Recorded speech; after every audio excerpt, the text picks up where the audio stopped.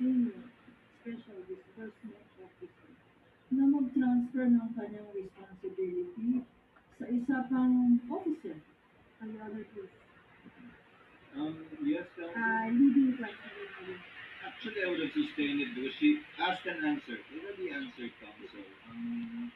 You said, ano di siya? Yes, she already answered that question.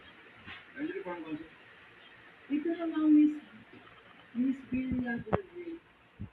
Why did you say she is Dahil po dun sa liquidation report, sinutify niya na complete and proper yung mga liquidation documents po. Pero upon the evaluation po, hindi po ito complete and proper. and Colonel Chica? Dahil po siya ang nag-disburse ng cash advance despite not being the special disbursing officer ng Office of the Vice President. And why is that? Is this among your observation? Yes po. And what is your observation in between about Colonel Lachica? Yun nga po,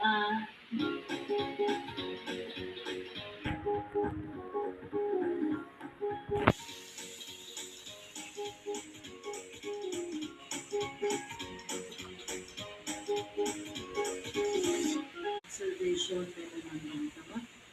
opo, tama po. And in the case of the Office of the Vice President, naka-issue kayo ng AOM. Opo, tama po. Ang next stage dapat dyan, ay notice of suspension. Tama? Opo. Now, in the case of the Office of the Vice President, pagkatapos nagbigay ng response ang Office of the Vice President sa AOM na in-issue ninyo, anong nangyari? Anong ginawa ng Office of the Vice President? Nag-respond po sila sa AOM po. So, nag-respond sa AOM, did the response address? Sinagot ba ng response na yan ang lahat ng observations, lahat ng non-compliance, lahat ng discrepancy, deficiency na pinoint out nyo sa AOM? Based po sa evaluation ng mga responses together with the attached documents po, hindi pa rin po ito naging compliant sa joint circular. And what did you do? What did your office do? Kaya po, nag-issue po kami ng notice of disallowance. Bakit Madam Witness?